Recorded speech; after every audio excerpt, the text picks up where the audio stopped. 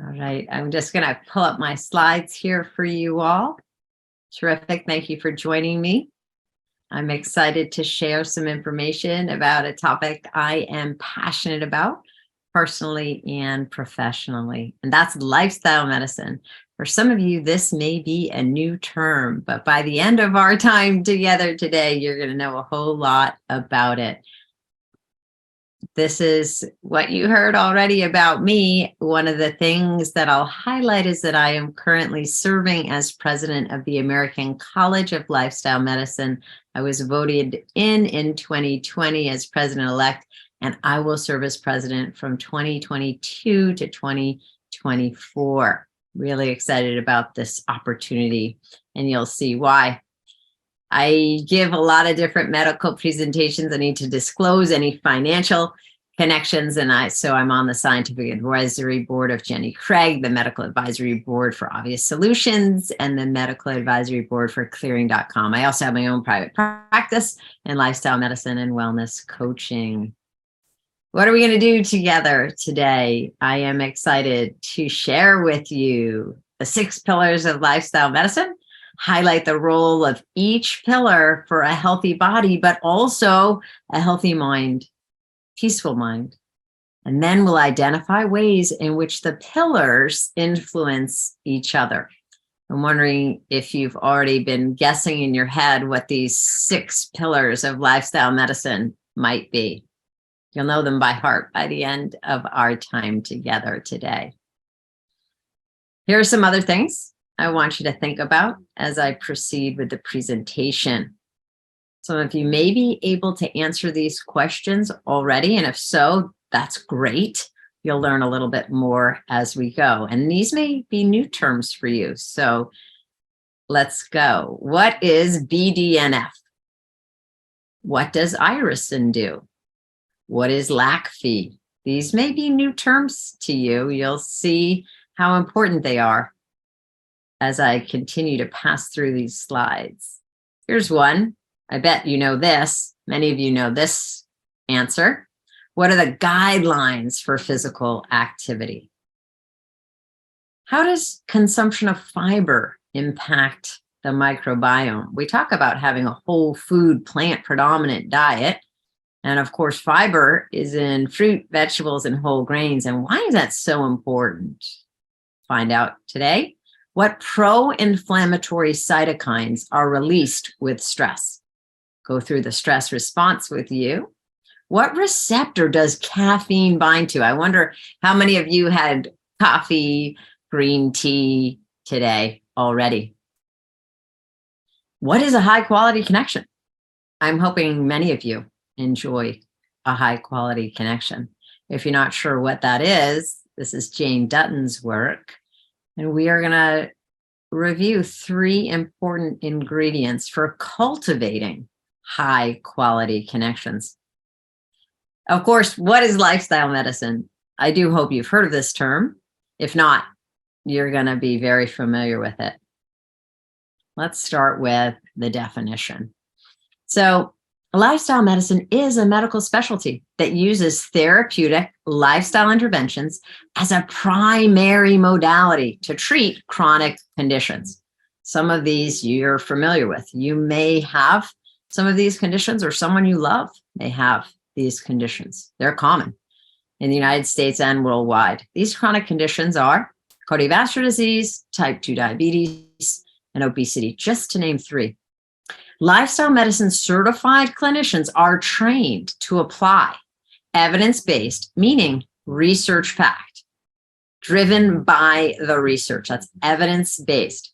Whole person, we look at the whole body and mind, prescriptive lifestyle change to treat. And when used intensively, because this is medicine, lifestyle medicine, so it has a dose. When used intensively, can even reverse some chronic conditions. Here we go. Here are the 6 pillars. Applying the 6 pillars of lifestyle medicine. A whole food, plant predominant eating pattern. Physical activity. Restorative sleep. Stress management. Avoidance of risky substances. And positive social connections. also provides effective prevention for these conditions. We at the American College of Lifestyle Medicine updated this definition just a year ago. You can find out more about lifestyle medicine at the website listed here, www.lifestylemedicine.org, for the American College of Lifestyle Medicine. So that's a lot of words, and I gave you a lot to look for in the upcoming hour and a half while we're together. Most importantly, it's people. People make the difference. So I want to share with you a patient who's given me full rights to share his story. This gentleman here that you see before you is 72, but I'd like to take you back to a time 20 years earlier when he was 52 years old, overweight, overstressed, overworked New York City businessman. Some of you may have visited New York. Some of you may be in New York right now, and you know what I mean when I say this is a busy New Yorker. So he walked fast, talked fast, ate fast, and sometimes did all three at the same time. We think about the pillars. Let's look at nutrition. That was fast food. Anything he could grab quickly and eat quickly because he was devoted to his clients at work. He's a financial advisor in New York City, and his dad had started the company, and this gentleman was going to make this company work, run, and excel for another generation. So he was dedicated to his clients. In terms of stress, well, stress eating was the name of the game for him. So what he would do is have hard candies in his middle drawer at work that he would open up when he felt a little stressed or low energy, and he'd just have some candies. He also did enjoy, of course, cookies, pastries, cakes. And in fact, he ate these throughout the day and night. In terms of sleep, he slept maybe 4 hours, usually interrupted because he would go down to his kitchen to enjoy ice cream or whatever goodies he could find in the freezer or even cabinetry. Let's go to another pillar, social connections. He was married and had children at the time, but he really was only connecting with his clients because he was so devoted to his job and his work. Now, his family did love him, of course, but when he was present at home, which he wasn't usually at home, he was usually at work. In fact, his hours were 7 a.m. into the office and, well, late at night back home. When he was home, he wasn't present. He was there, but he wasn't fully present and mindful. So there weren't high quality connections that he was enjoying at this time in his life. In terms of substances, he did not smoke and he did not drink. And then our last pillar here of our 6, physical activity. This gentleman was an outstanding athlete in his day.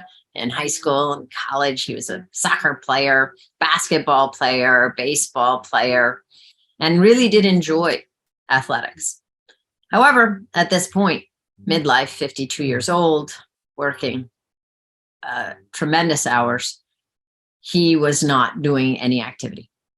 And that's actually not entirely true, and we're about the truth here. So he did do one thing.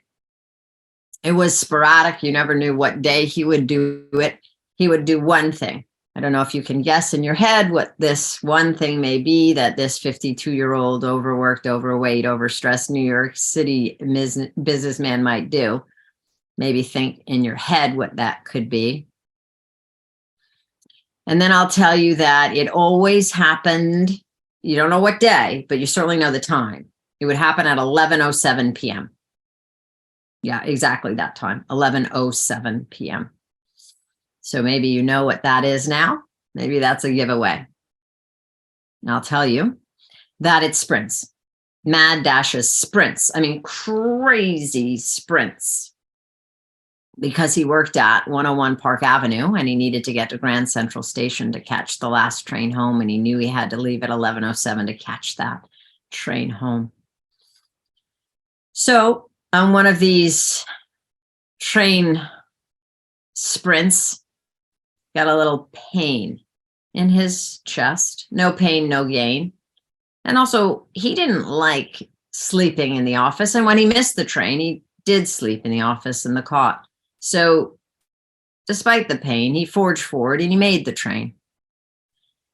The train was a half-hour ride. And by the end of that half-hour ride, he felt as if there were an elephant resting on his chest. The pain was so severe. He had numbness and tingling all the way down his left arm into his pinky and ring fingers. He was very sweaty, diaphoretic, very sweaty.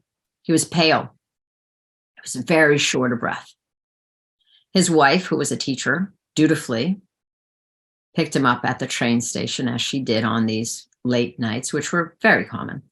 But was uncommon was to find him looking like this. So without asking any questions, she got him into the car and raced him to the local emergency room, where he completed his massive myocardial infarction. Some of you may know that as an MI or a heart attack. And then he had a subsequent right middle cerebral artery infarct. What's that? A stroke. Leaving him paralyzed on his left side.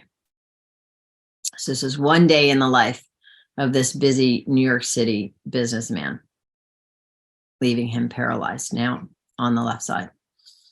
This is a pretty common story. I use this story because, well, you heard that I did my residency in physical medicine and rehab, and we see a lot of stroke patients as physiatrists. That's the specialty for physical medicine and rehabilitation. This is quite a common story. And I am pleased to tell you that this gentleman made a complete recovery after a year of hard work in physical medicine and rehabilitation in the rehab hospital with physical therapy, occupational therapy. The only thing that you would notice is fine motor movements in his left hand were not completely back to normal. So he had trouble manipulating coins with his left hand. Otherwise, he made a full recovery. And this is a lifestyle medicine talk. He did make a full lifestyle medicine change, meaning his stress, his exercise, his nutrition, his sleep, his social connections, all changed. He went to a place called Pritikin. I'm not sure if you're familiar with the Pritikin centers, but this was back in the 80s when this happened to this gentleman. And Pritikin centers were available to patients like this gentleman so that they could go to the center, stay there about 12, 14 days and learn how to cook healthy foods, learn how to exercise safely, get back into a routine so that they could enjoy physical activity, learn how to reduce stress, how to manage stress in healthy ways, not with stress eating and not with yelling or other unhealthy ways of managing stress.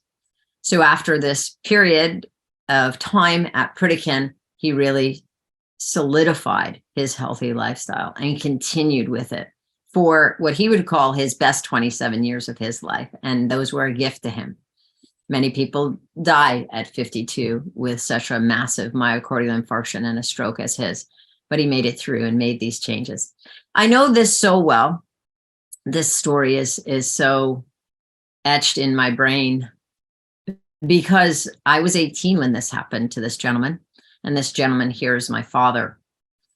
So this is the beginning of my lifestyle medicine journey at the age of 18 in the 80s when I was at Harvard College. I was a major in economics, going to take the business over for dad, be the third generation to run that business, but everything changed with that one fateful night of the heart attack and the stroke. And I then became pre-med, went to Stanford Medical School, and here I am before you today, having studied about healthy living, prevention of heart disease and chronic conditions, as you heard in the definition of lifestyle medicine. And in 2008, really devoted myself to lifestyle medicine. So this is a passion, personally, professionally, and I do try to practice what I preach for many reasons. Well, one, of course, is that I have a family history of heart disease. So if your father had a heart attack before the age of 55, or your mother had a heart attack before the age of 65, that means you have a risk factor. You have a family history for heart disease. So I have had this since 18 years old.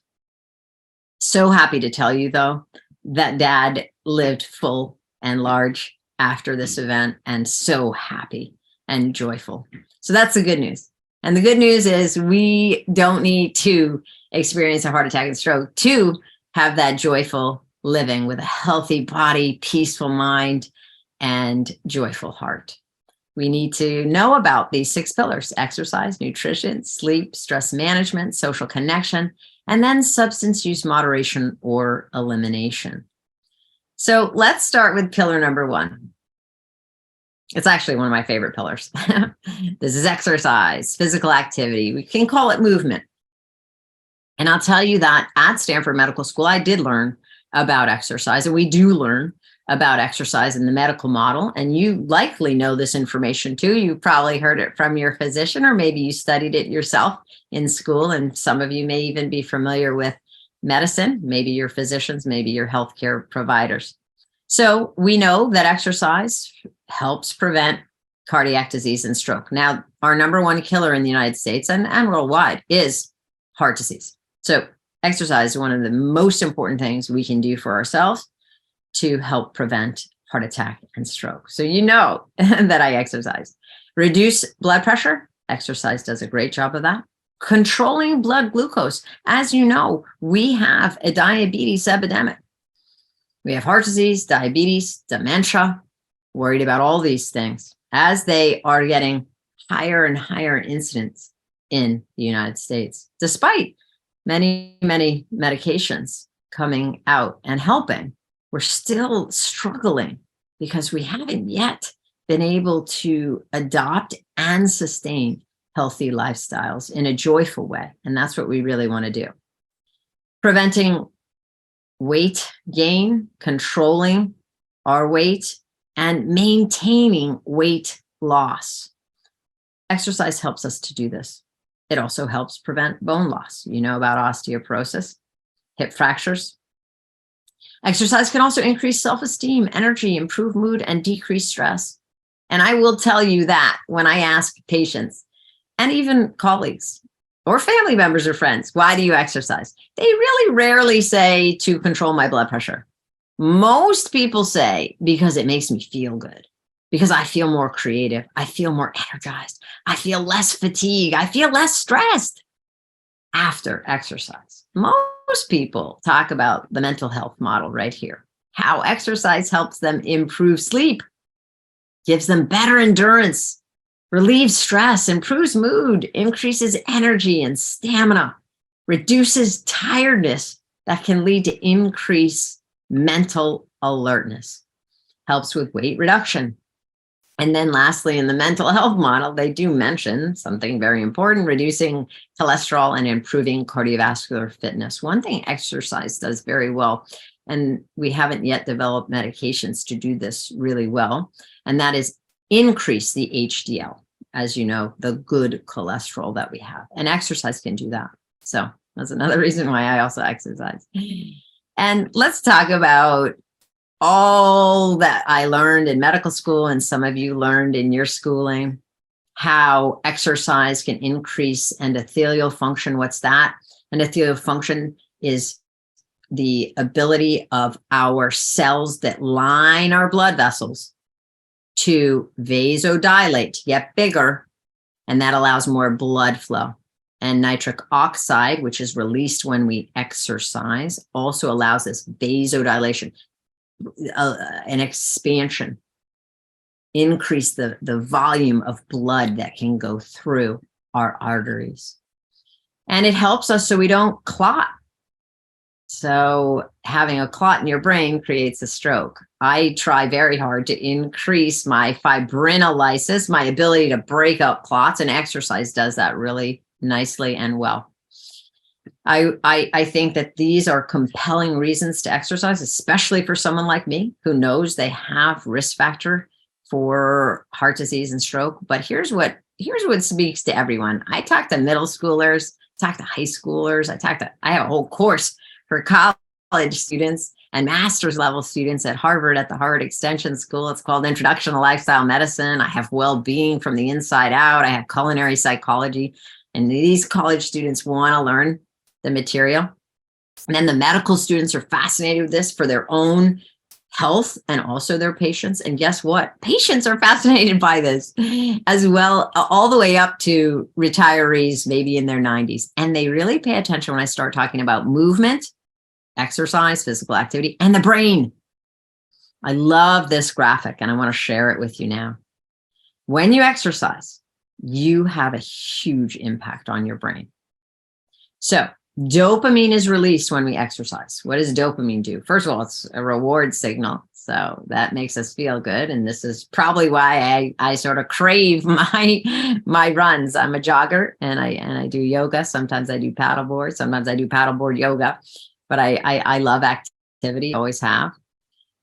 Dopamine's released that improves motivation, focus, and learning. So when I was at Stanford Medical School and I was studying for the boards and different exams, I would go for a run because I knew I could focus better and I would learn more if I ran and then went back to the library. Now, blood flow increases to the brain. And that allows more oxygen to be delivered. And it also allows nutrients to be delivered to the brain. It improves waste removal. So exercise can really help. You may want to stand up at this time. I don't know what you're doing. I can't see you, obviously. So you may want to stand up and just move around. Just move around, walk in place, maybe even do some jumping jacks, move your arms around as I share with you the many benefits of exercise. Here's one not a lot of people know. When you exercise, serotonin is released, and that can enhance our mood. Exercise is medicine.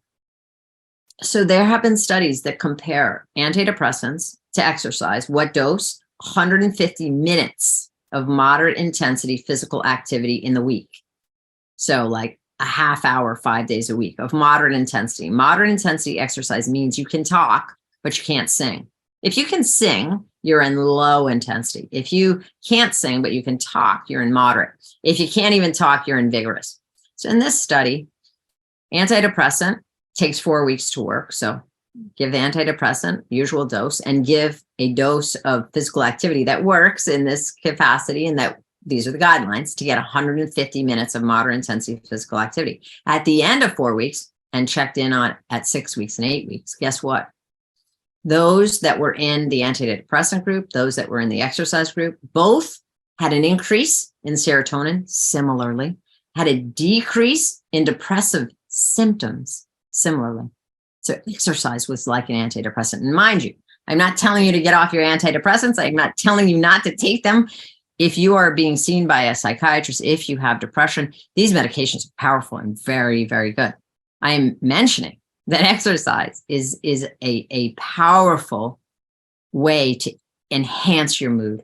And why not do that? If you're on the medicines or you're not, I know for myself, when I exercise, my mood goes up. Definitely when I am in my routine exercise. So try it. Try it. Endorphins are released. You know this. That dulls the sensation of pain, also makes you feel good. That's that runner's high. Not everyone gets a runner's high. Mind you, I've been studying this for many years. I also learned fairly recently, a few years ago, that stretching also releases endorphins. Stretching. So you don't necessarily have to run. It's called a runner's high. So of course you can get this with biking. You can get this with yoga. You can get this with many other physical activities. It doesn't have to be running, but please realize that you can feel really good with exercise. Then people with ADHD know this. Often their physicians have recommended exercise because it releases norepinephrine, and that improves attention, perception, and motivation. Now, here's one of the questions I asked you to begin. I said, do you know what BDNF is? This is brain-derived neurotrophic factor, and it's released when we exercise. Protects and repairs neurons, brain cells, from injury and degeneration. Not only that, hormones combine with BDNF to grow brain cells, neurogenesis, it's called, create more neurons, create more brain cells. How do you do this? Exercise, which increases BDNF, combines with other hormones, and you can have more neurons. This is new news. When I was at Stanford Medical School in the 90s, we didn't know medically, scientifically, we didn't know that you could increase the number of your brain cells, your neurons, throughout your lifespan. That was new news and very important news. So please know, when you exercise, you're doing your body good, you're doing your brain good. And not only that, exercise can change the shape of your brain. What? Yes. So research has shown that when we exercise, we can increase the volume of our hippocampus. You can't see the hippocampus here. The hippocampus is deep within the brain. It's part of the limbic system, and it's very, very important for memory consolidation. Remember, I talked about dementia and the concern about dementia and the rising rates of dementia. Well, one thing we can all do at any age, at any stage of our life, is to exercise. And we could increase the volume of that very important part of our brain called the hippocampus, which will allow us to consolidate memories. Now, remember what I mentioned to you. Use your hippocampus to remember this, that we are evidence-based in lifestyle medicine. So what I do, I love research. I'm a huge, I guess we would call it nerd, geek, whatever you want to call it. I have always been throughout my entire life, but I love to read research and articles and learn more and more. I will share with you that we've known this since 2011. So that this isn't public knowledge and people aren't yelling this out the window and megaphoning this throughout cities and towns. I don't know. But we need to understand that exercise can increase the volume of the hippocampus, which you can see now lighting up in orange and purple. So hopefully you'll remember that. Now, remember, also, you could be standing right now and getting a little movement in as we're sharing information here together.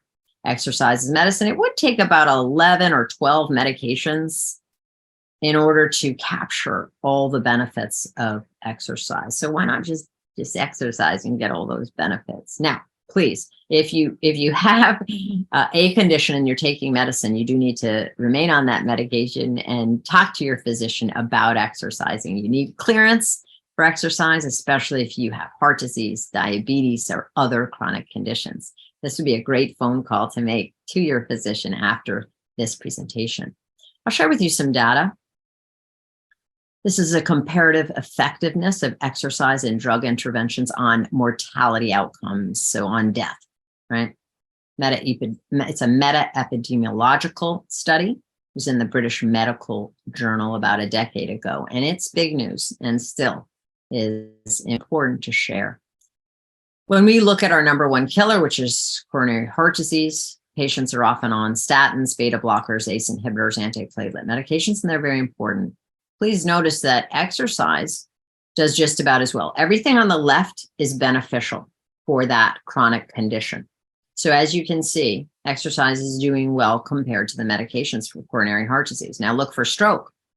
When we look at stroke, which is the next one down, we see exercise, anticoagulants, and antiplatelets. And guess what has a long bar on the left? So very effective. Exercise, more effective even than the anticoagulants, the antiplatelets. That doesn't mean stop taking them. Remember, we're just comparing. You do need your antiplatelets and your anticoagulants. We do want you to be taking your medicines. But please see the power of exercise. Now, we're not going to overstate the power of exercise. Something as a diagnosis such as heart failure. Exercise does not do as well as medications, especially diuretics. So when you have heart failure, you often build up fluid in your body, and you need to get rid of this fluid, a diuresis. So you take diuretics for this. Exercise does not do that. So it does as well as some of the medicines, but for heart failure, but not nearly as well as a diuretic will do to release the fluid that builds up with heart failure. Then prediabetes. So blood sugars are high, hemoglobin A1C is high, but not high enough to be diagnosed for diabetes yet. So in this case, we compare exercise to the many medications that are used for diabetes. And it does fairly well. Again, there are medications that do better with exercise, but I'd like to point out that exercise increases insulin sensitivity. There are a few things that can do that. It helps with glucose control, blood sugar control, and it makes your body more sensitive to insulin, which helps you to control your blood glucose, your blood sugar. So it's very, very powerful. So I already told you the recommendations, and likely you remember. They are to accumulate 150 minutes of moderate intensity physical activity each week. This is from the United States Health and Human Services Department. These were put out in 2008. Hopefully you've already heard about them. And you've also heard strength training twice a week is critical on non-consecutive days. Why is it critical? Did you know that after the third decade, again, I can't see you, I don't know how old you are, but maybe some of you are older than 30, maybe some of you are younger.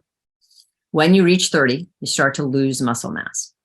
It's been estimated between 3 and 5% per decade, meaning by 50, you could lose 6 to 10% of your muscle mass if you're not strength training and exercising. So we recommend strength training and exercising. This is from the original recommendations from the United States Health and Human Services, and it's how these guidelines were originally recommended and created. Here we have on the x-axis moderate to vigorous leisure time activity in hours per week. So far, I've been talking about minutes, right? I'm going to translate that into hours for this graph right now. 150 minutes. I know you know this if you do the math in your head. That is 2.5 hours right here. That's a recommended dose of physical activity, movement, exercise. On the y-axis, we have relative risk of all-cause mortality, dying from all causes. So if currently, I don't know if you're exercising or not, only you know this. So in your head, think to yourself how many minutes you're getting of exercise and where you would fit on this graph. So if you're getting per week about, say, a half hour, maybe 30 or maybe 40 minutes or so, then you're at a 1, the highest level for being at risk for mortality or death. If you can just bump that up to 70 minutes, 80 minutes in the week, so 10 minutes a day, get that to 10 minutes a day, you reduce your risk of dying significantly. That's the steepest part of the curve right there, the slope. That's our steepest slope. Now, the recommendations are 2.5 hours. You can see that the slope continues to have an incline. And then it really plateaus off there around 5 hours, which would be 300 minutes. So the WHO recommends 300 minutes. In our guidelines, it's get 150 minutes per week and work up to 300 minutes if you want more benefits. If you want to lower your blood pressure a little more, if you want to try to raise your HDL a little more, if you want more fibrinolysis, more ability to break up clots, if you want to enhance your mood, if you want to have better sleep, if you want all those benefits that I shared with you earlier, if you want more, get yourself to 150, but then try and reach that 300. Now, above that, it doesn't seem like you're going to get a lot of benefit. So if you have extra time, do that strength training or something else for yourself. Get outside nature, do something else for your body and your mind.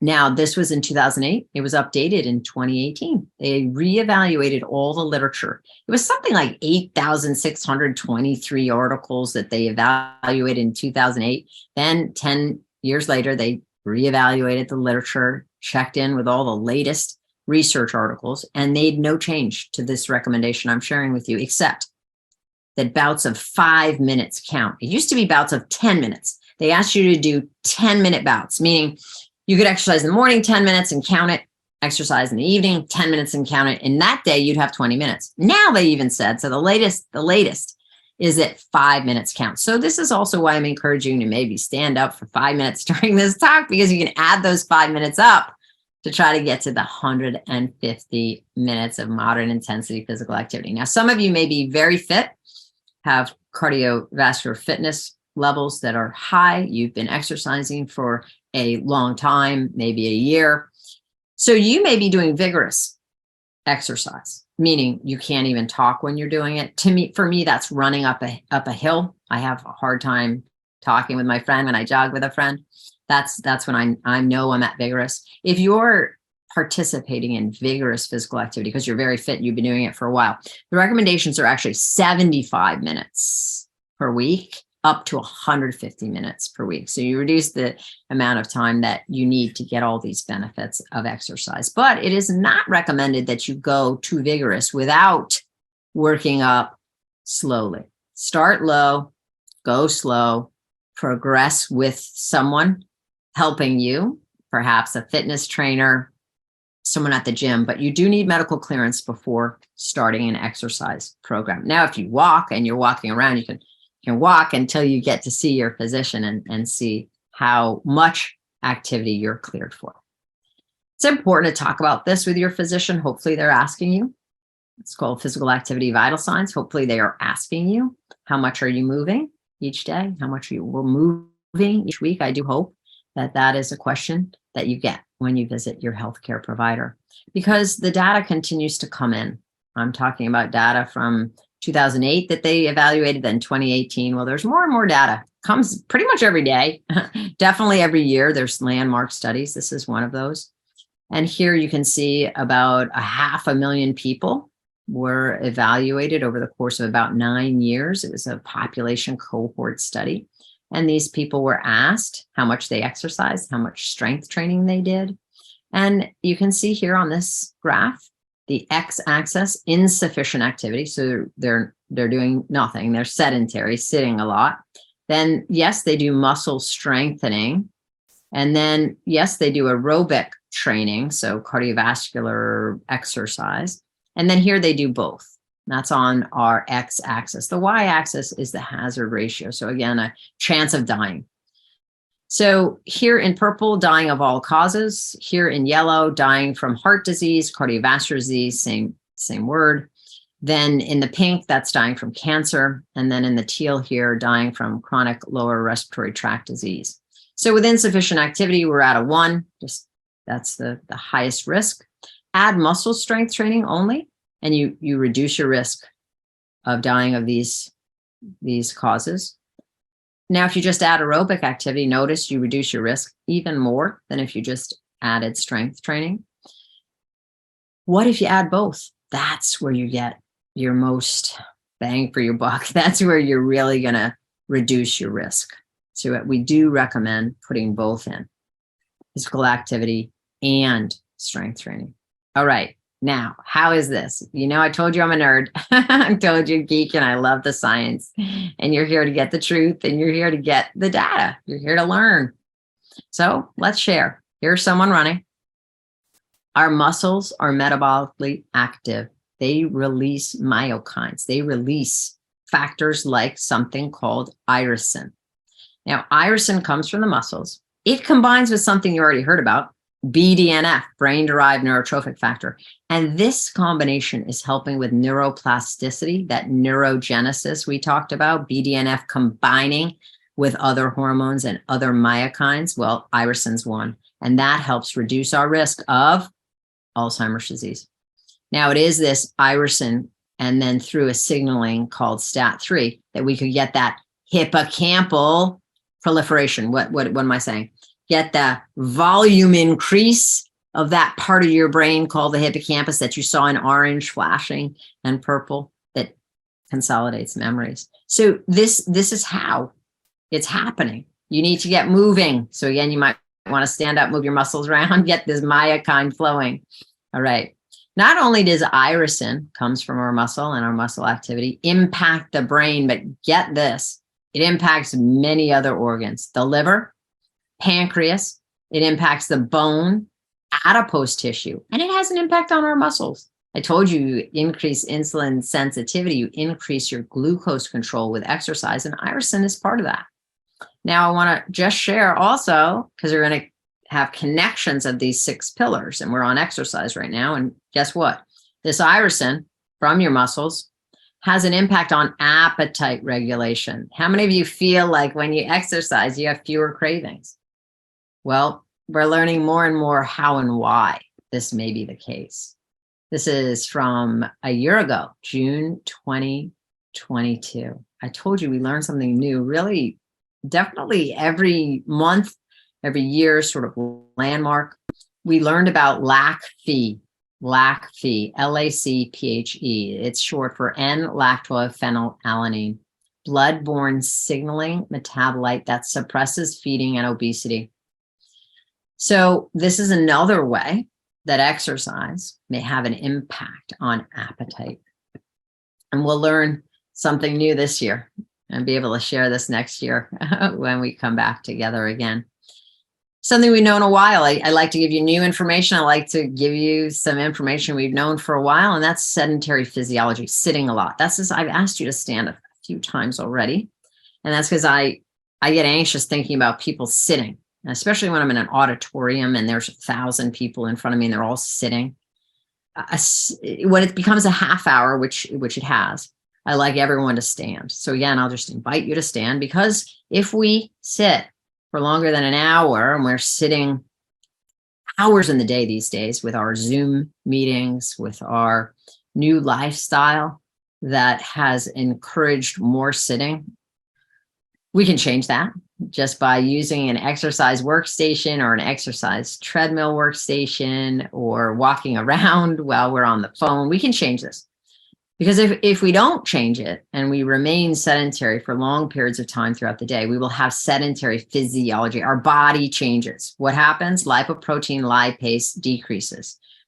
What does that do? Well, it allows triglycerides to increase. And you've heard that triglycerides are not healthy. They're not. And then HDL decreases when we sit too long. That's that good cholesterol, HDL cholesterol. I told you exercise helps increase it. Well, of course, it makes sense. Sitting is going to decrease it. And then sitting disrupts our glucose control. So much so that the American Diabetes Association, the ADA, American Diabetes Association, recommends anyone with prediabetes or diabetes to stand up every half hour to stand and move around. If we don't have diabetes, if we have diabetes or prediabetes, we need to do the every half hour. If you don't, what we need to do is stand up every hour and move around every hour at least. I know people have many wearable devices. Some people have like 3 in their arm, but a lot of people have wearable devices, which is great. And they have alarms to get them to stand up. You could also just use your phone and set it for every hour, and that's a reminder to stand up. So there's a lot of ways to help yourself so that you don't fall into sedentary physiology.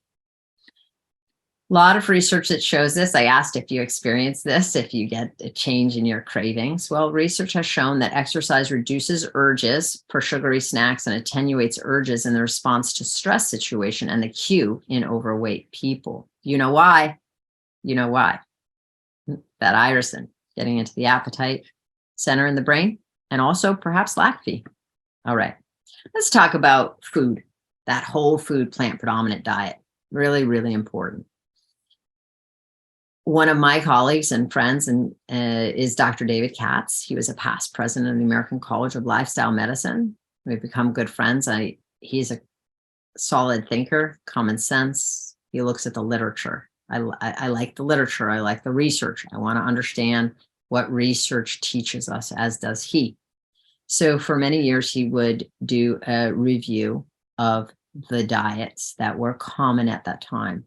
I was with him, heard him speak about 2 weeks ago, and this is from 2014, but he hasn't updated it. And he said he doesn't need to, because the diets are pretty much still the same. Low carb diet, low fat, vegetarian, vegan, low glycemic diet, especially right for those that have diabetes. Mediterranean style diet, a mixed balanced diet. This would be a DASH diet, dietary approaches to stop hypertension. Many physicians prescribe this for patients who have high blood pressure. DASH diet. You've probably heard about it in the news. And then the Paleolithic diet. Some could say this is turned Atkins or keto, but mind you, you could have a keto vegan diet. So There are benefits, as you can see here, health benefits related to each and every one of these styles of eating. So what I like about Dr. Katz is common sense. Let's look at the compatible elements for all these different eating patterns and eating styles. Let's look together. All of them have limited refined starches, limited added sugars, limited processed foods. That's critical. Limited intake of certain fats, especially trans fats, which are banned. And then an emphasis on whole plant foods. Then we get into this with or without lean meats, fish, poultry, seafood, and that's an area of great debate. Michael Pollan said, eat food, not too much, mostly plants. The emphasis at the American College of Lifestyle Medicine, emphasis in most of the research coming out time and time again now, recent research, is to make sure to consume plants, vegetables, fruits, whole grains. Many, many reasons for this: antioxidants, minerals, vitamins, and fiber, which we're going to talk more about. But you can only get these things from plants. One thing everyone agrees on: reduce that processed food. Research comes out regularly showing that servings of ultra-processed food, that's here on the x-axis. When you increase your servings, you increase your all-cause mortality on the y-axis. Now you know what that is: dying from any cause, all causes. So the more ultra-processed food you eat, the more likely you are to die. Very clear that we need to move away from ultra-processed foods. Let's get into data on vegetables and fruits. Most people agree with a plant slant, which is let's get vegetables in. I don't know anyone that says, no, you should not eat vegetables. I mean, do you? Perhaps you do. But okay, maybe in certain situations, certain vegetables, and some people are allergic to certain vegetables. Okay, so certain, or fruits. So those would be off the table. But not every fruit and vegetable. So most people, and even my grandma, my Greek grandma came from Vassara, Peloponnese in Greece, and my Norwegian grandma. Eat your vegetables. Eat your vegetables. Now we have the data. This is lifestyle medicine, so we're evidence-based and we look at the data. Now we have the data behind this. What do I mean? Well, British Medical Journal. A meta-analysis of cohort studies following, again, almost 500,000 people, 469,551 participants in the study, found that a higher intake of fruits and vegetables is associated with the reduced risk of death from cardiovascular disease, heart disease, the thing I talked to you about initially that happened to my dad at age 52, which gives me a risk factor for heart disease. No matter what I do, I will always have that family history risk factor. All right. Do I eat my vegetables? Yes. How many? About 8. Why? Well, you'll look. An average reduction in risk of 4% for each additional serving per day of fruit and vegetables. Now, nurses study compared with those in the lowest category of fruit and vegetable intake. That would be less than 1.5 servings a day. I will ask you in your head, you can answer, how many servings of fruit and vegetables do you enjoy each day? Those who averaged 8 or more servings a day, that's what I said I try to do because I look at the research, were 30% less likely to have a heart attack or stroke. Individuals who ate more than 5 servings of fruit and vegetables per day had roughly a 20% lower risk of coronary heart disease and stroke compared with individuals who ate less than 3 servings. So this is a little bit like exercise. Some is better than none. Try to get more and more vegetables in. If you can get up to 8 servings of fruit and vegetable, terrific, terrific. So that now you know my goals, right? All right, let's get to the why of the fiber. You've heard the WHO recommends 25 to 29 grams of fiber each day. Why?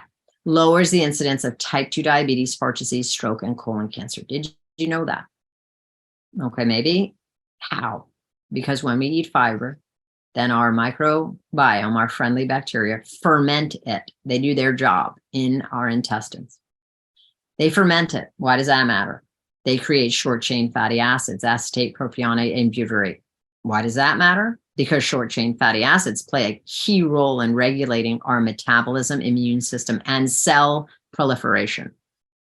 So we take in dietary fiber. Our gut microbiome ferments it, creates acetate, propionate, and butyrate. That gets into our L cells, into our system, increases L cell proliferation, increases proglucagon, increases GLP-1, increases PYY.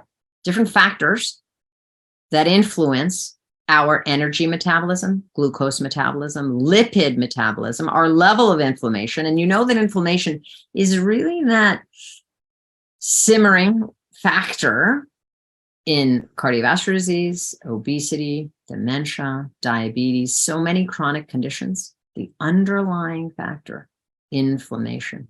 When we have fiber, we get signals through this mechanism right here with the microbiome fermenting the fiber, creating the short-chain fatty acids, getting in through the L cell, and helping us reduce inflammation, and helping our immunity, and helping us prevent cancer. This is why plants, fruits, vegetables, whole grains are so powerful. This is why Dr. Walter Willett and those in the Department of Nutrition at the Harvard Chan School of Public Health recommend a plate that looks like this. 3/4 of it is plants. Yep. Vegetables, fruits, and whole grains. I, like the American College of Lifestyle Medicine, make my whole plate plants. Because with this healthy protein, I do nuts, seeds, legumes, beans, soy, and then my whole plate becomes plants. In this Harvard Healthy Plate, they say to choose fish and poultry, beans, nuts, and they say specifically limit red meat and cheese and avoid bacon, cold cuts, and other processed meats. You've heard that before. Now, Dr. Willett is involved internationally in the Healthy People, Healthy Planet plate, and that is represented here. I recommend you go to eatforum.gov, Eat Lancet plate, to get more details about that. It's really important. Let's go to another pillar. We could talk about I could talk to you about exercise for days. I could talk to you about nutrition for days, but they didn't give me days. I just have the hour and a half. So I got to move on to a new pillar. How are healthy eating patterns disrupted? I wonder if you can answer. You know the 6 pillars now, so which pillar's gonna come up next? I don't know. I can't hear, unfortunately, but I hope you're saying something in your head and guessing here. Stress. Stress can increase the desire for hyper-palatable foods. That's food that has salt, layered on fat, layered on sugar. And it may be that the high cortisol levels that come with stress are responsible for this craving of hyperpalatables. This is from the research. So what is stress? You know what stress is. We've all experienced it, especially in the past 3 years. Engineering definition is pressure or tension exerted on a material object. And when enough pressure or tension is exerted on a material object, it can deform, it can break. Psychological definition, a state of mental or emotional strain or tension resulting from adverse or very demanding circumstances. And what happens if we have too much psychological stress? Well, there can be breakage, deterioration too inside our bodies. All stress is not bad. There's a term called eustress. A little stress gets us motivated, gets us engaged, inspired to work and to work hard. It's like when you have a deadline. If someone just said, write a paper to a college student, write a paper on healthy eating. Okay, that student will say, sure, all right. Do you think they'll do it if there's no deadline? No, they need a deadline. You need a deadline to get something done. So someone says to me, write a chapter. Can you write a chapter on lifestyle medicine? Sure. If they don't give me a deadline, I mean, maybe I'll do it just because I know there should be a deadline somewhere. But I mean, if you don't give me a deadline, I'm going to get involved with other projects, and you need a little stress, a little deadline to get moving, get into flow where you're fully engaged with the project at hand, and you lose track of time. You get into flow with this. That's eustress. More flow, by the way. Mihai Csikszentmihalyi wrote a whole book on flow. More flow, more joy. So we want to get fully engaged in things, mindful, fully present, so that we can enjoy the process of making progress on that project. And now we don't want to stress, excessive stress, chronic stress, because it can do damage, like I said. And in fact, we're going to see that same part of the brain, the hippocampus, could get deterioration in that hippocampus. Now, mind you, you're saying, oh, I've been stressed. Uh-oh, my hippocampus. What's the thing we can do that will increase the size of our hippocampus? Exercise. So this is from the Jim Rippey Lifestyle Medicine textbook. Darshan Mehta from the Benson Henry Institute at Mass General Hospital wrote this chapter. He talks about how stress impacts the brain. So we feel the stress in our brain. We send signals to specific areas of our brain. Hypothalamus is one. And that sends signals to the pituitary gland, which then sends signals to release adrenocorticotropic hormone, which goes to the adrenal cortex, then the adrenal medulla. And that's how we get our increase in epinephrine, norepinephrine, and the increase in cortisol. Now, we increase our sympathetic nervous system when we have stress, and we go through this pathway. This is a reduction in nitric oxide. I told you I like nitric oxide. When I exercise, I get more nitric oxide because it vasodilates, makes our blood vessels bigger. So this is not helpful when we have stress because it actually decreases the nitric oxide. Well, there's a way to go from this stress response to the rest and digest response, the parasympathetic response. How is that? Through our breath. And you have control of this every day. Long, deep exhalations. So big breathing, long, deep exhalations can turn on the parasympathetic system. This is a great thing to do right before you're going to eat because it turns on your rest and digest system.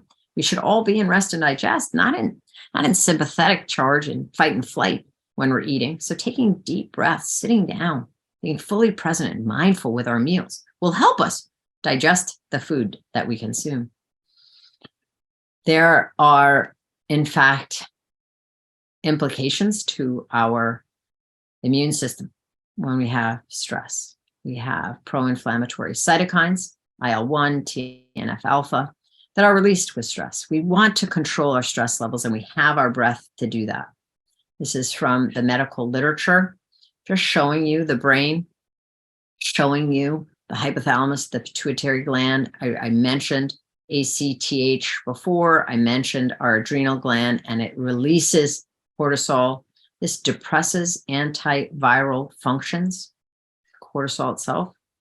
And then this epinephrine, we can have pro-inflammatory activation. So increase inflammation, decrease immunosurveillance. So we're hurting our immune system. We're increasing the inflammation. Remember, that's the underlying cause of diabetes, obesity, heart disease, even dementia is this inflammation. Stress increases this inflammation. What decreases it? Exercise. All right. With stress, we also have behavioral changes. I told you with the story of my dad. A lot of people are like that. They stress eat.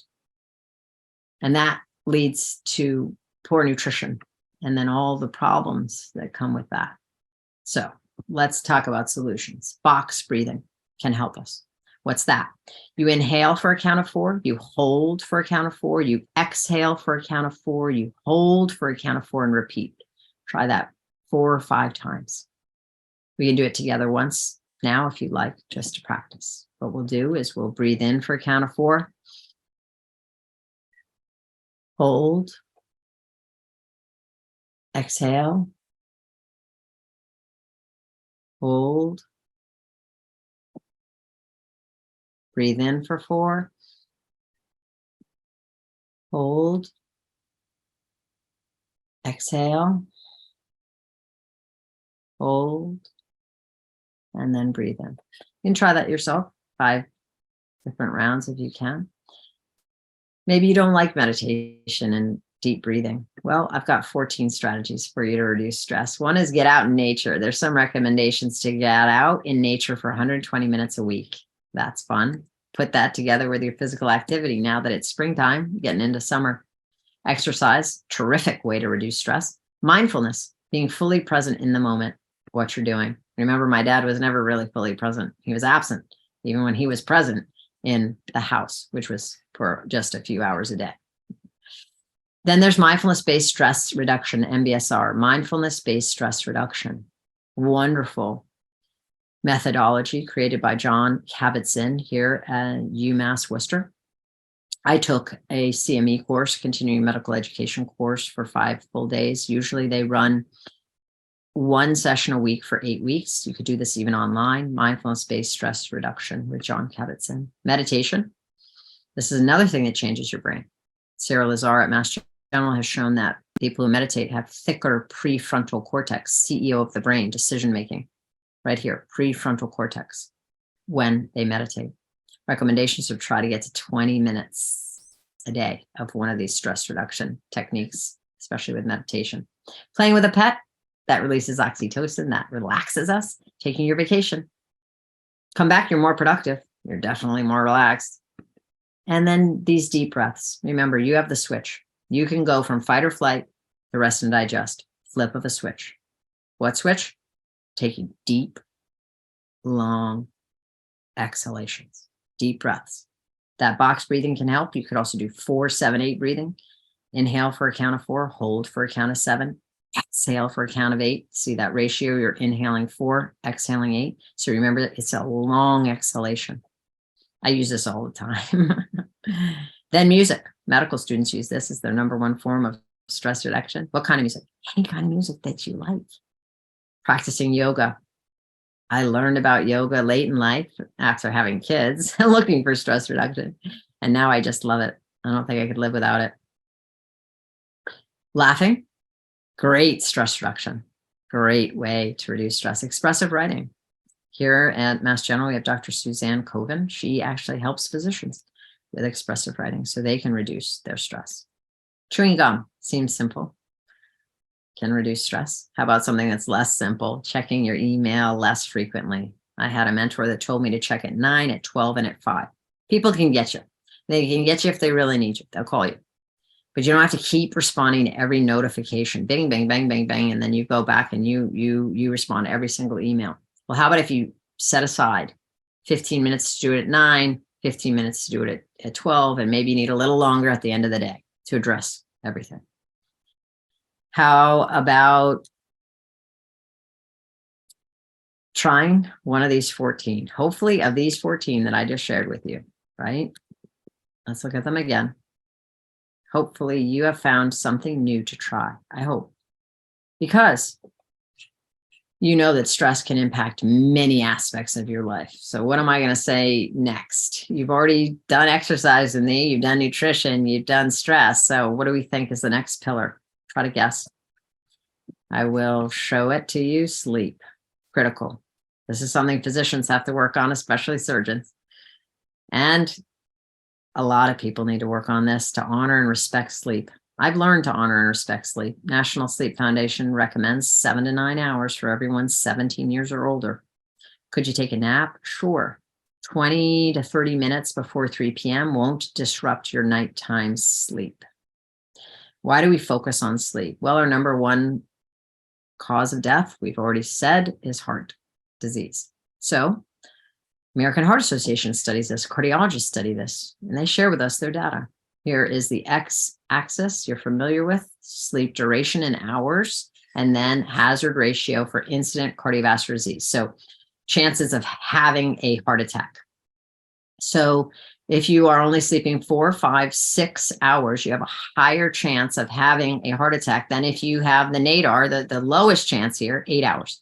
So between 7 and 9 hours is recommended. Now, too much sleep is associated with stroke and other conditions. Now, when you're depressed, when a person is depressed, many people sleep excessively longer. If you have obstructive sleep apnea, you could be sleeping longer periods of time because you're not getting restful sleep. So you're in bed for a long time, but you're waking up because you have sleep apnea. So you end up sleeping longer durations, and that is unhealthy. So it's 7 to 9 hours. Why? Well, sleep deprivation has been connected to high blood pressure, heart disease, obesity, diabetes. It really has an impact on all of our organs. Sleep. It's medically known, and in the literature, which you know I love, we study this and we figure out why. Why is sleep deprivation connected to high blood pressure? Here's short sleep duration. It changes our hormonal balance. We have increased ghrelin and decreased leptin. Ghrelin makes us hungry. Leptin keeps us lean and satiated. So when you are sleep deprived, you're set up, your hormones are set up to be hungry. Most people realize this, and research shows us this, as you'll see. We eat more when we're sleep deprived. And it's biologic. I'm telling you, it's hormonal. This is from the medical literature. We have a higher appetite, so we have more food intake. We could have poor diet quality, and we're tired, so we have less physical activity. May even have other sleep problems. We don't align with our circadian rhythm when we have short sleep.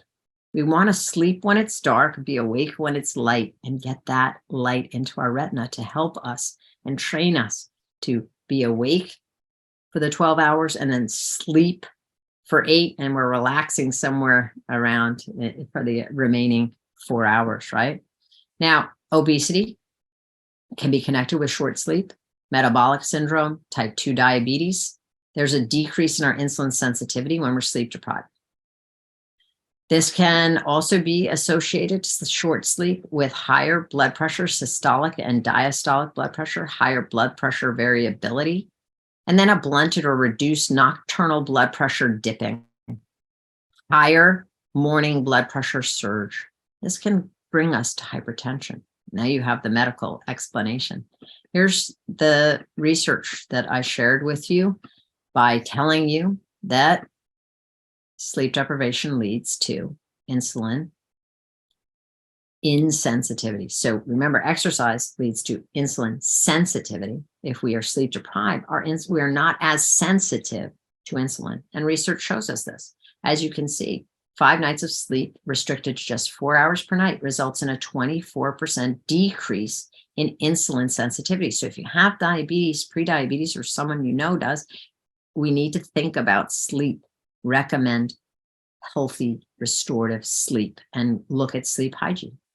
It's also a 30% decrease in acute insulin response to intravenous glucose, how we manage blood sugars. So very important for everyone. If that material doesn't make you stop and think, this will. DWD. Anyone familiar with that? Driving while drowsy. This is important research looking at sleep deprivation and blood alcohol levels. It was done in Australia, and it looked at reaction time of people who were sleep deprived and reaction time of people who had been drinking certain blood alcohol concentrations. So being awake 18 hours, reaction time is similar to a blood alcohol level of 0.05. Being awake 24 hours, reaction time similar to someone with a blood alcohol concentration of 0.10. And of course, 0.08 is legally drunk. So we know this literature now. It hasn't always been apparent to us. We haven't always known this. But for example, residents who are asked to stay up all night and monitor the patients in the hospital overnight, and they may be up 24 hours. Well, that happened to me when I was a medical student back in the 90s, and I drove home and I fell asleep and I woke up in a place I didn't know. Thank God I didn't hurt anyone or myself, but I didn't take a left turn. Instead, I went straight and somehow hit the brakes and woke up. I don't know. But nowadays that wouldn't happen, because if you're up all night, you take an Uber home. That's the residents get a voucher to take an Uber home. So this is critical, not just for medical people and residents, but this is a place where we force individuals, human beings, residents, young doctors, to stay up all night. So now we have to do something. If we make them stay up all night, we can't have them driving home. So you think about yourself, and when you are sleep deprived, maybe you should not be driving. How are you going to help yourself with your sleep hygiene? Well, you're going to make your bedroom like a cave. Quiet, use earplugs, use white noise, pink noise. Pink noise is like raindrops or a river flowing or waves. Use something so that it can help you stay asleep. You may need the earplugs. You may. Make your bedroom cool. Not a lot of people talk about this. 67 degrees is a sweet spot. Somewhere between 60 and 70 degrees will help you. Why? A drop in core body temperature is a signal for sleep. So you want your bedroom to be about 67 degrees. Play around with it. Where's your temperature now in your bedroom? Try it a little lower. See how your sleep is. Of course, you need to avoid blue wavelength light. So that's from your screens, your phone, television, iPad, computer. You can get blue wavelength light blocking glasses. You can get apps, or you could just turn everything off for 2 to 3 hours before bed and enjoy a relaxing evening. Maybe a warm bath, maybe some chamomile tea to help your sleep. You want it dark in there. So you know, it's summer now, it's spring, summer. So you need these curtains that can really block out the light so you can stay asleep up till the 7 or 8 o'clock, whatever you need to get the 7 to 9 hours of sleep. Really important. Here's caffeine. We talked about it when I asked you several questions to begin, and I wanted you to pay some attention. So caffeine binds to the same receptor as adenosine, but it has the opposite effect as adenosine. So you're saying, well, wait, what's adenosine and what does that do? So we have ATP. That's how we get energy and use energy. And adenosine builds up throughout the day. As we break down the adenosine triphosphate, we get adenosine. Adenosine levels are at their peak at 11 p.m. And that's when we feel our sleepiest. It's another sort of signal for sleep, a high level of adenosine. Well, if caffeine binds to the same receptor, then you won't get that signal. In fact, as you well know, caffeine will rev you up, and you'll get adrenaline and you'll be awake. This is what people do when they drink their coffee or tea in the morning. And by the way, there's phytonutrients in this plant of coffee, and 2 to 3 cups before noon, definitely before 3 p.m. is good for you. Now, we're not saying drink coffee if you don't drink it and you like green tea, or you don't drink any caffeine at all, that's fine. But if you do drink caffeine, you must be aware that it's going to impact your sleep. And the half-life is 4 to 6 hours. So if you drink it at 3 p.m., half of it's in your system at 9 p.m. when you may be winding down for sleep. That's why most people recommend you consume it before noon. If you have trouble with sleep, before 10. And a lot of people keep it at 8 o'clock just so that they can be free of it. And that adenosine can do its job at 11 p.m. and help you fall asleep. So think about that. Now, metabolism does vary. So yours may not be 4 to 6 hours, but you have to experiment with it and see. Now let's talk about the connection between sleep and food consumption. As I mentioned already, sleep insufficiency is associated with significant increase in the desire for weight gain promoting or high calorie food items following sleep loss, the magnitude of which is proportional to the subjective severity of sleep loss across participants. Specifically, volunteers who slept only 4 hours ate 300 extra calories compared to those who got 9 hours of rest. You know, metabolically, physiologically, why that happens. I shared it with you. Ghrelin goes up, that makes us hungry. Leptin goes down. Leptin usually helps us stay lean and satisfied. But when you're sleep deprived, you got the high ghrelin, you got the low leptin, set up for calorie consumption. Now we're getting close to the end of our time together, and we're going to move on to another pillar. I wonder if you can guess which pillar I'm moving to now. Poor sleep can impact mood, outlook, productivity, creativity, sociability, relationships. It has been written and seen in research by Dr. Walker, a sleep expert, that those that are sleep deprived have a 30% higher likelihood of experiencing an amygdala flare. Amygdala is deep within your brain, near the hippocampus. The amygdala responds to threats. And it just is emotional and irrational. And so sometimes people get triggered, and they're more likely to be triggered if they're sleep deprived. As I said, 30% more likely to be triggered in this way and let their emotions just run. And they do not use their prefrontal cortex, CEO of their brain, to experience their environment, to listen to words, to understand what's happening. They get a threat, the amygdala responds to it and takes over. And this is when, again, people are irrational. So we don't want this. And it doesn't help with relationships. It doesn't help at work. It doesn't help when you're driving your car. It doesn't help at all, really. So sleep is critical for many, many, many reasons.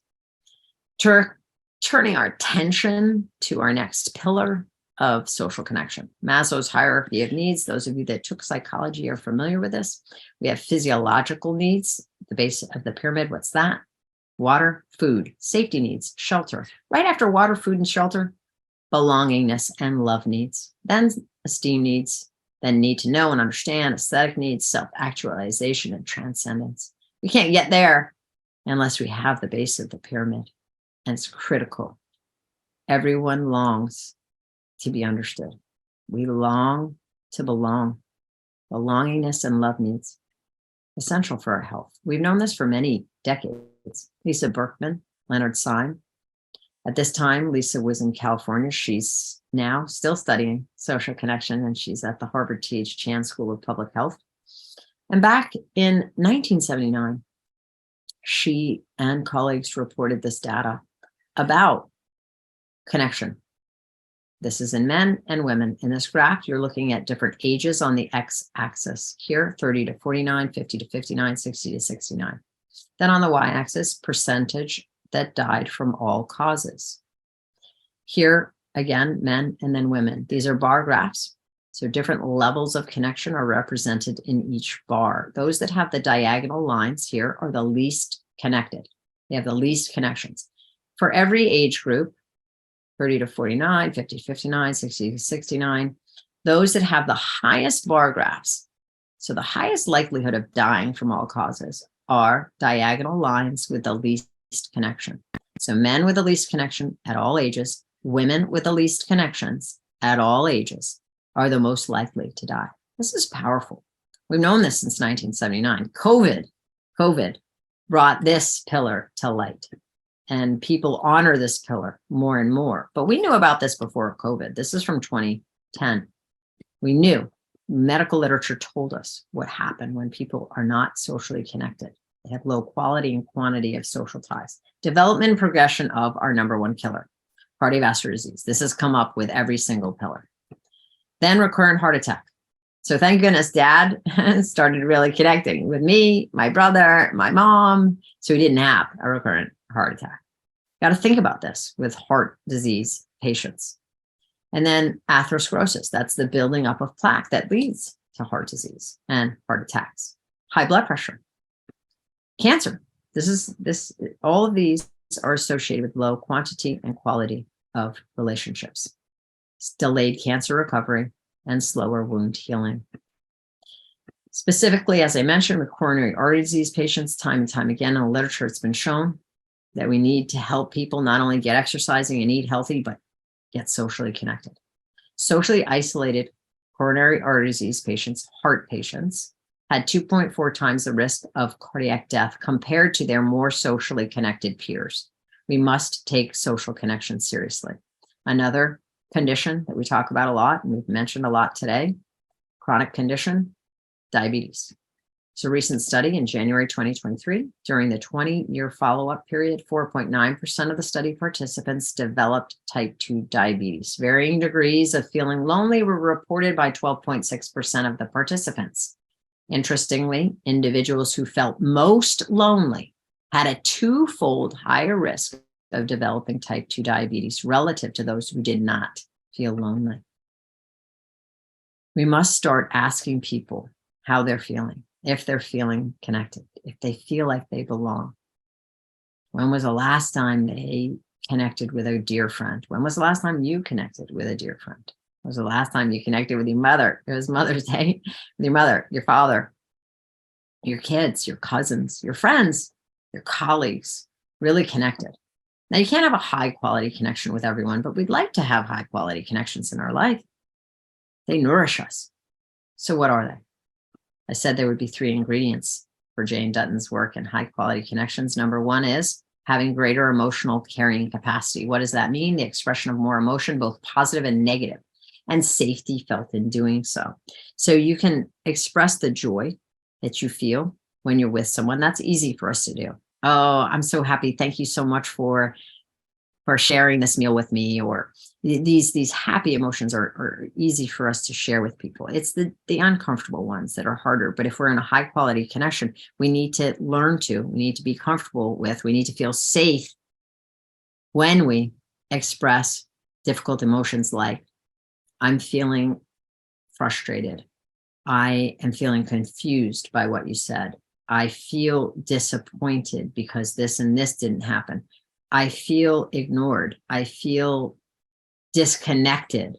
We need to be able to express those feelings in order to experience a high quality connection. Now, look, no one is perfect and no relationship is perfect. So we express these feelings and then we realize that this may be a setback in the relationship, but we bounce back after setbacks. We learn and grow, like Carol Dweck's work on mindsets.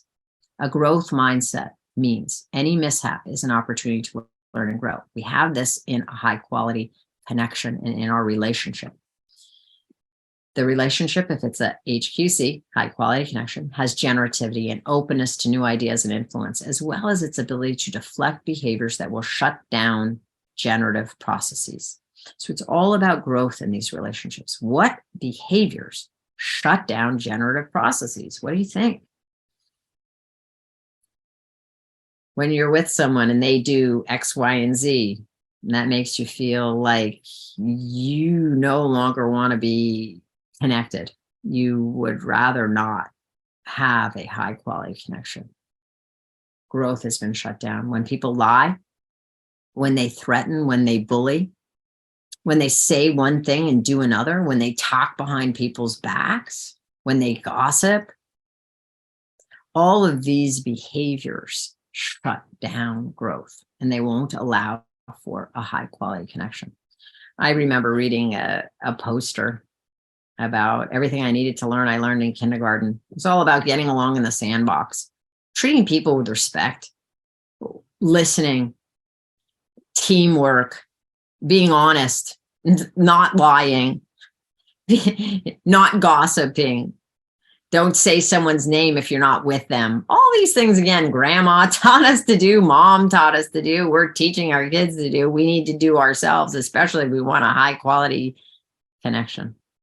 So you can look into Jane Dutton's work further if you're interested. So then we're in our last pillar, getting to the end of our time together today. What can get in the way of these high quality connections? Surely our last pillar, substances. And there was an increase in the use of alcohol during the pandemic. Well, there was stress. Often with stress, people stress eat. They may stress drink. They may smoke. And in this case, with alcohol, the research showed that people were reporting increased stress levels. That's why they were drinking more. They reported increased alcohol availability. Well, they didn't have to be anywhere. They were inside their own home. They reported they were bored, so they drank. Some didn't give any reason whatsoever, but we know drinking was on the rise.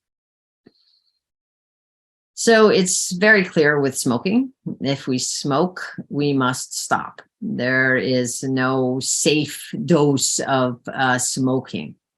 Now, with alcohol, you've heard about the J curve with heart disease. So the American Heart Association, they have looked at the data over decades, and they now say, if you don't drink, don't start. If you do drink, limit yourself to 1 drink for a woman and 2 drinks for a man. It's the American Heart Association, and the CDC has the same recommendations.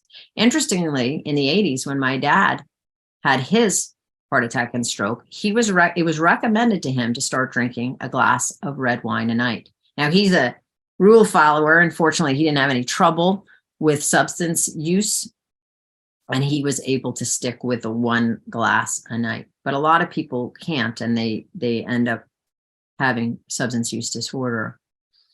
So at any rate, you'll see the new recommendations from 2023 about cancer. I was talking about heart disease right there. With the American Heart Association, 1 serving, 1 drink is what? Most people don't know. 12 ounces of beer, 5 ounces of wine, or 1.5 ounces of distilled spirits. So just to remember in your head, what is 1 serving? If you're a woman, that's what you get per day. If you're a man, you get 2 servings per day, according to the AHA and the CDC. Right here, we've known this again for decades, what I'm going to share with you, but really fully reported in the literature in terms of cancer and alcohol back in 2015. And it was the Lancet in January 2023 who made it crystal clear, which I'll share with you. For cancer prevention, the recommendation is no alcohol. CDC and AHA say if you don't drink, don't start. So if my dad had his heart attack and stroke today, he would not, his cardiologist would not say, so why don't you start drinking a glass of wine? That wouldn't be it. That's not the recommendation anymore. In the Lancet 2023, here we go. Alcohol, as classified by the International Agency for Research on Cancer, is a toxic, psychoactive, and dependence-producing substance, and a group 1 carcinogen that is causally linked to 7 types of cancer, including esophagus, liver, colorectal, and breast cancers. So I'm here to report to you the data and to report what researchers and scientists know so that you know it too. So this is information for you to take in, and then you determine your next steps. But you need to know the information. You also need to know that these are risky substances, alcohol, and many people suffer with substance use disorder with alcohol. There's a loss of control, neglecting other activities, risk-taking, relationship issues, secrecy, changing of appearance. Oftentimes, those that are suffering with substance use disorder do have family history, but not always. They experience tolerance, they experience withdrawal. And the key thing is there's a continued use of this substance despite negative consequences. If you see this in anyone or you're experiencing this, it's the day to reach out. You were here today listening to this for many, many reasons, and this may be one of them. So take the message. Now let's connect the pillars again. So alcohol disrupts sleep. A lot of people, patients I see, they tell me they'll drink 1, 2, 3 glasses of wine before bed because it helps them fall asleep. So sleep latency is shortened, meaning that the time to fall asleep is shortened with alcohol. But the problem is you don't get restorative sleep. You reduce your REM sleep. And often people wake up in the middle of the night and cannot get back to sleep. So it actually is a sleep disruptor, alcohol.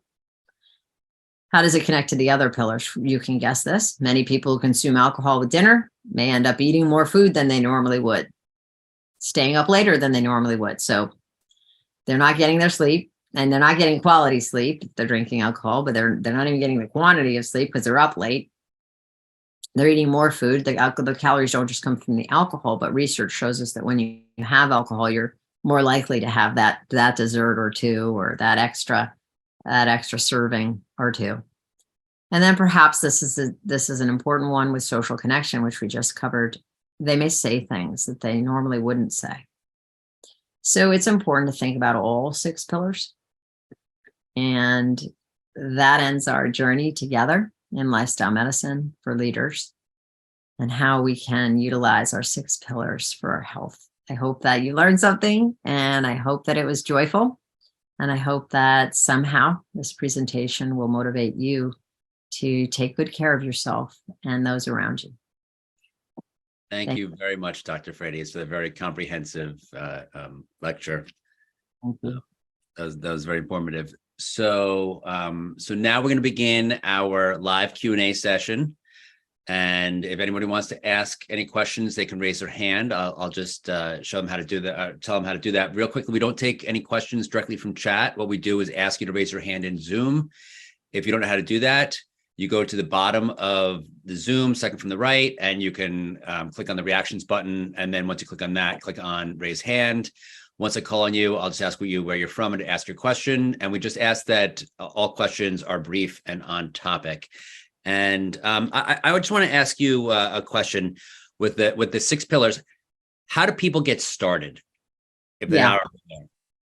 That's a great question. And I would say you now know the guidelines for all 6 pillars. So I would ask you or anyone on the line right now, which pillar is calling you? Mm-hmm. Which pillar do you feel like you'd like to explore? You'd like to investigate? You'd like to experiment with? That's how you get started. You are working towards a healthy body, peaceful mind, joyful heart. So what's your heart telling you? Where do you want to explore? And that would be the first step. First, you have to know the guidelines, which everyone here knows. And then what feels compelling to you? Now, as a physician, if someone is smoking, and I was working with someone, and we covered all 6 pillars, but they were a smoker, and they told me that they smoked, and they told me how much, and they told me a lot of other things, and I listened. And in lifestyle medicine, we do a lot of coaching, motivational interviewing. We do a lot of listening. So I will have listened for a long period, and then I would say, well, where would you like to start? And they would tell me wherever they wanted to start. And I did have this with a smoker. And the person who was smoking told me that he wanted to start exercising. And I said, that's terrific. That's great. But I had to be honest. And so I said, that's great. And I want to support you. And let's work on that. How about the smoking?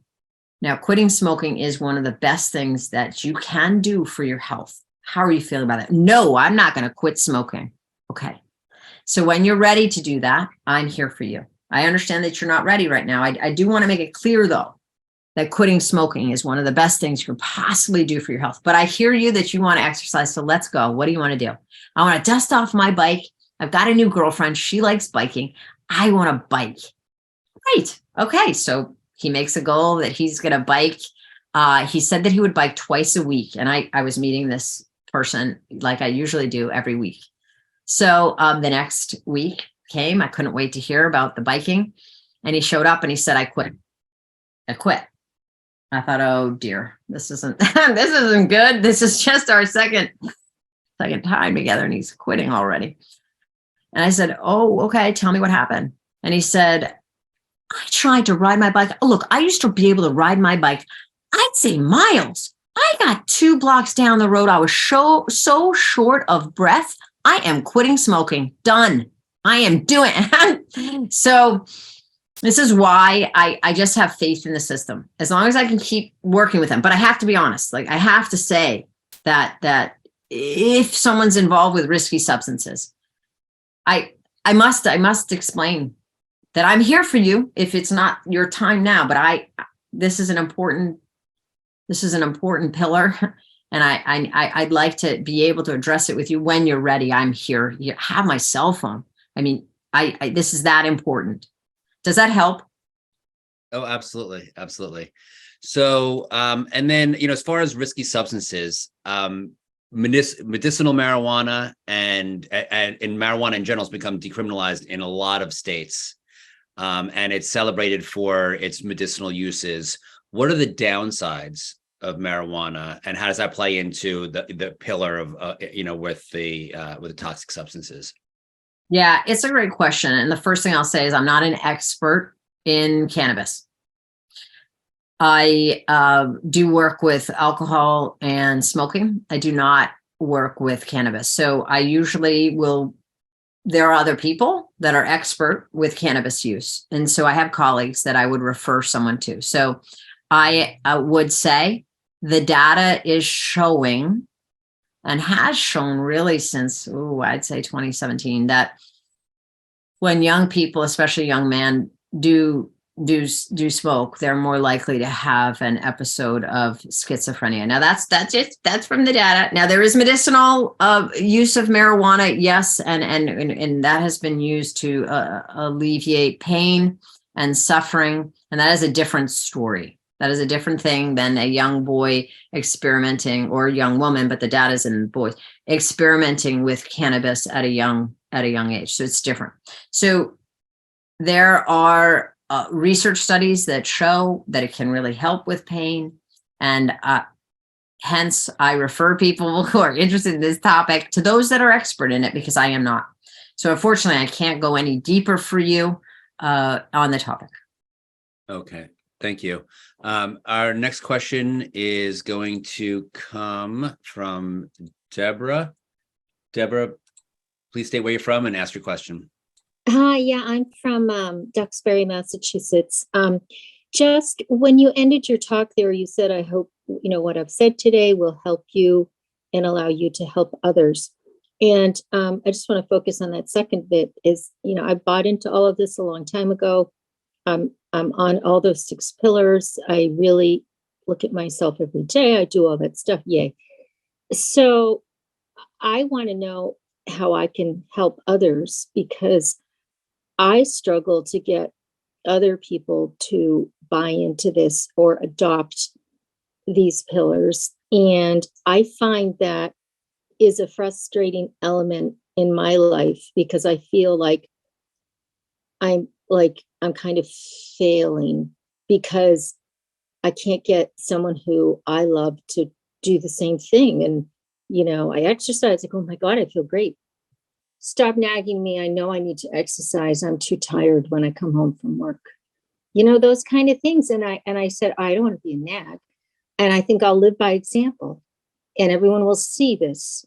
And then they'll just want to jump on the bus. But, they don't. And then I kind of feel bad. But, maybe the advice is just keep focusing on myself and do the right thing. And that's all I can do. But there is an element in my life that makes me feel bad that people who I love aren't taking care of themselves, even if I'm there with everything to support them, cooking, doing 2 exercises a day if I had to, listening to 17 days of this conference and condensing it and repeating it to them. So do you have recommendations on how to kind of get to others?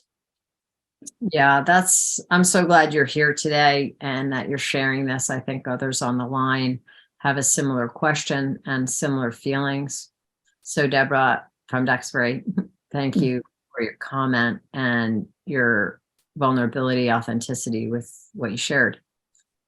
And many people feel the same. I certainly felt this way at times when I first started in this journey in 2008. And I hear you in that there's a frustration, they're not doing it. And then there's sort of like this guilt that I'm not being effective or something.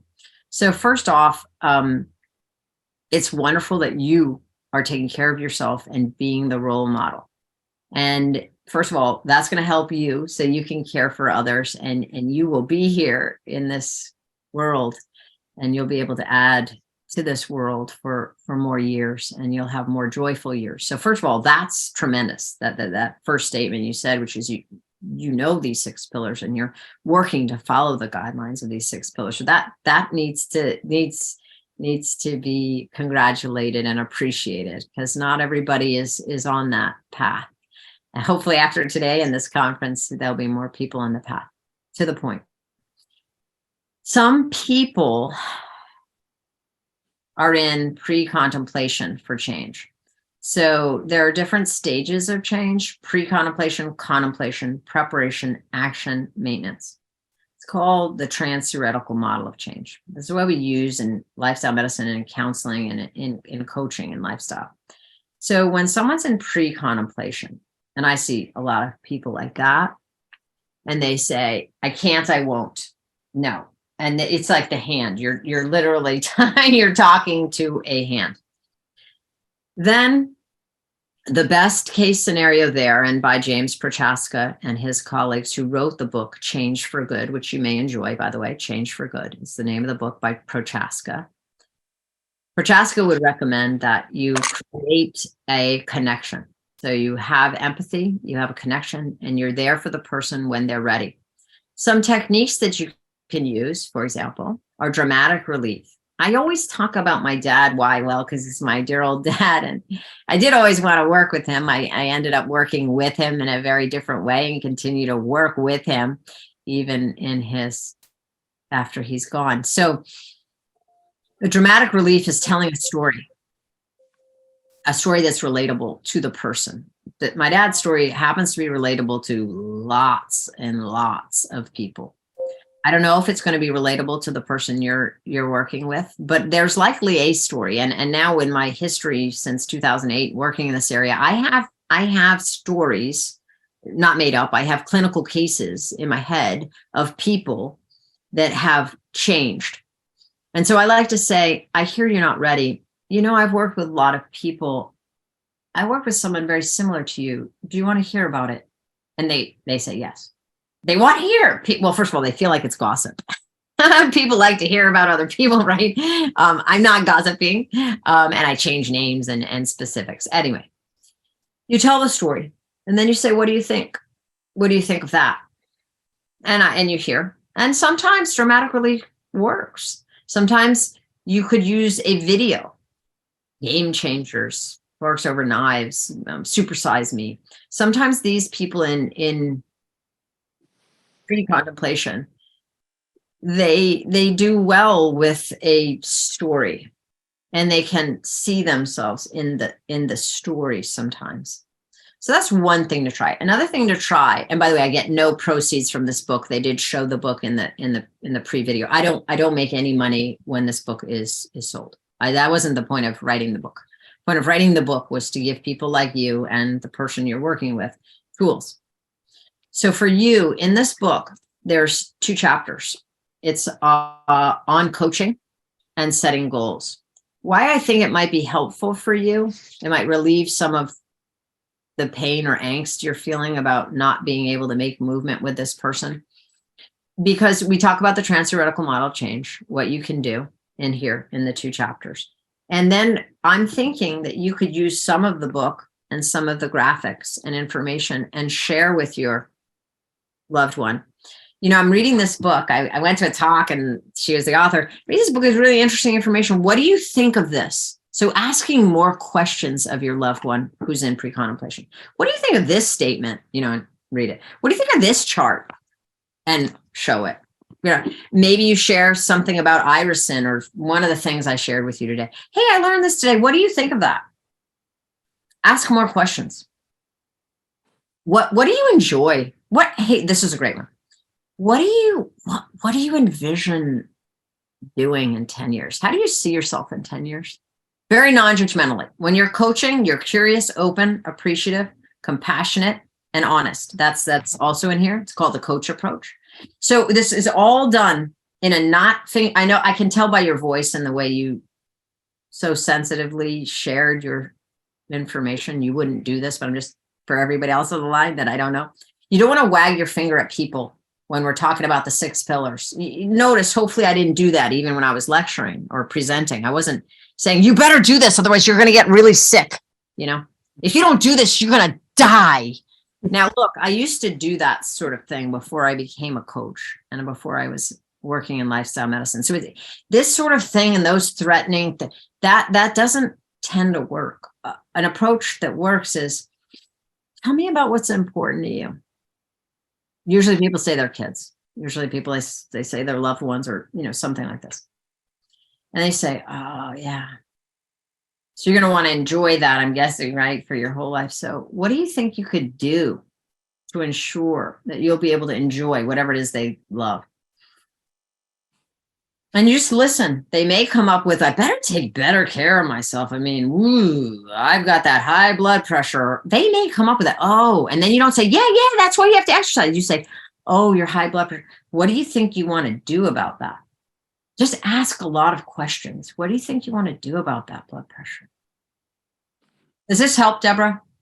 Yes, thank you. Except he's a doctor, so it makes it worse. They're the worst. It's not okay. Sort of. But no. But sort of. I am. I'm gonna get the book. You know why? Because you see all this.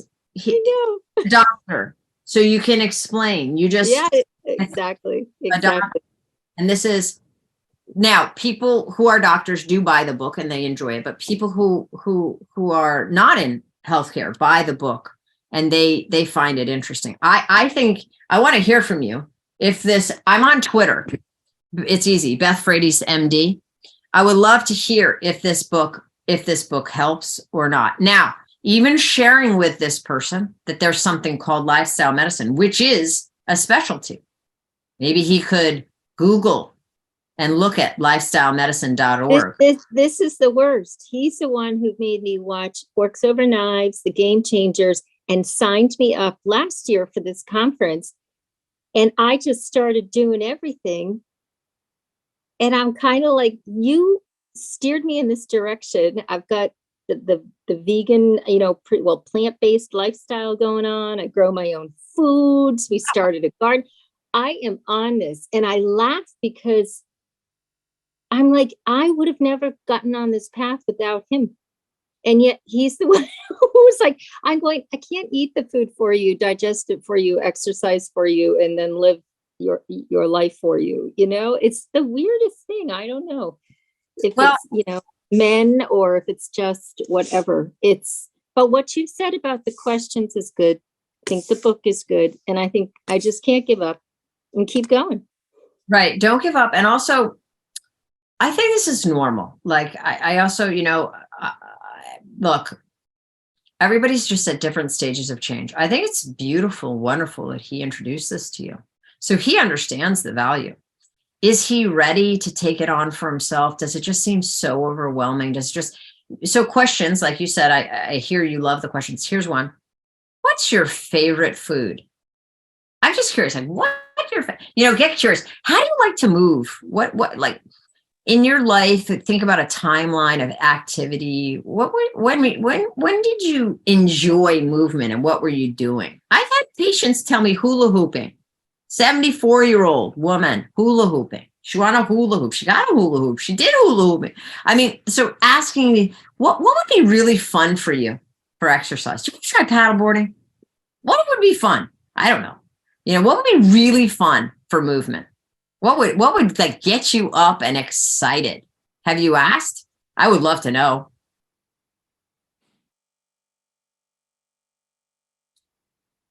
I'm not sure, but a quick question for you. What is, or where can they find your book or that book that you're referring to? This is on Amazon. Okay. It's also on Healthy Learning. They're the publishers, Healthy Learning. My proceeds actually go to the nonprofit American College of Lifestyle Medicine, but it's called the Lifestyle Medicine Handbook, an introduction to the power of healthy habits. I honestly, I don't know how much it is, but I don't think, I'm guessing this. Yes. I'm guessing it's like $30. But you can get an ebook version of it. And I hope it helps. Look, it's my passion is to help, not, so hopefully the book helps. Okay, great. Oh, there's also those books. Thank you for sharing. You may like the Paving the Path to Wellness workbook. It is that is one where I use it when I do group sessions. And the patients, the people fill out exercises. It's actually a workbook and it goes over these 6 pillars. And then if you have teenagers, there's the Teen Lifestyle Medicine Handbook. And if you're in menopause, there's the menopause one. Oh, thank you for sharing. I get no proceeds, by the way. It's ridiculous. And my husband just thinks I'm, anyway, I'm a money drain. Anyway.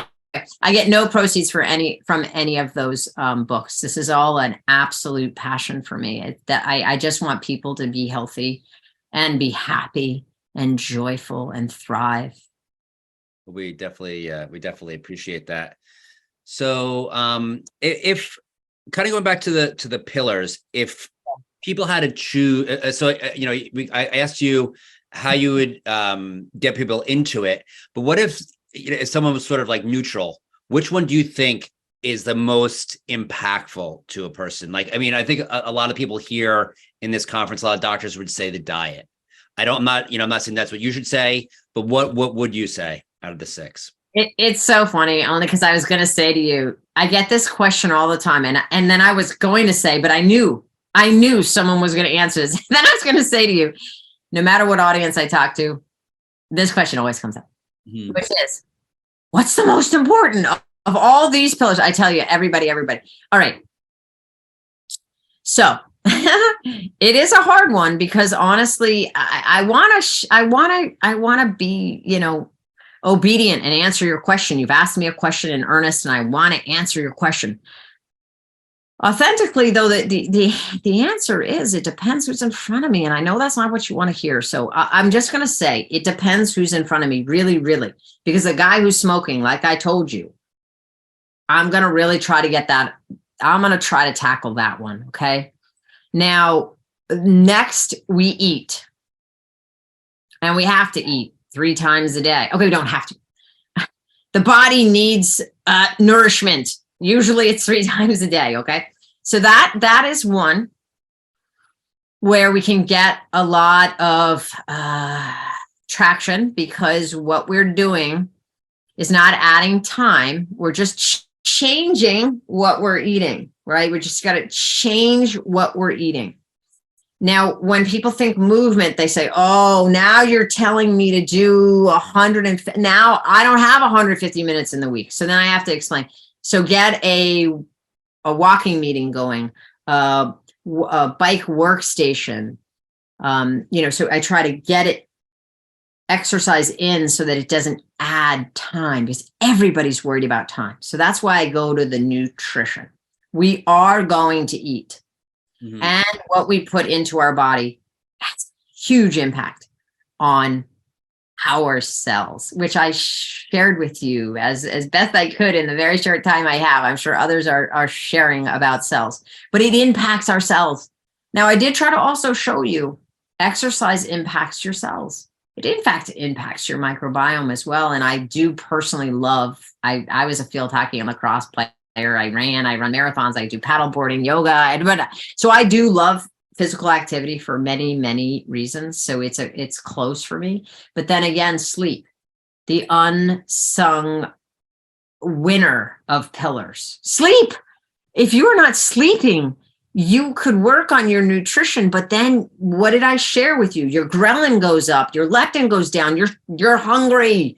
So if you don't work on your sleep, then you're going to have trouble. And then it's a stress resiliency. People work with me. I try to have them work for 12 weeks. Why? Because usually there's a mishap of some kind in life in 12 weeks. Something happens.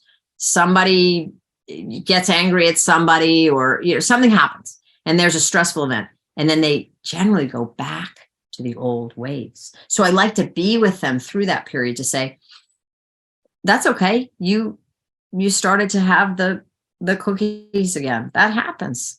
How about, what's another way to manage the stress? And try to give people the tools of those 14, something that really resonates with them for stress reduction, because it is during stress that people, everybody, doctors, non-doctors, doesn't matter, fall into old, unhealthy patterns. So then I would tell you, stress is really important. Should we all start to manage our stress first and then tackle these other things? I don't know. See, okay, this is why I have trouble with the question.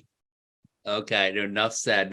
And that pretty much brings us to the end of our Q&A. So thank you so much for all that valuable information. I'm definitely going to check out the Lifestyle Medicine Handbook myself. So, so we really appreciate it. If we can unmute the audience, please. Thank you so much. That was wonderful. Thank you. Great information.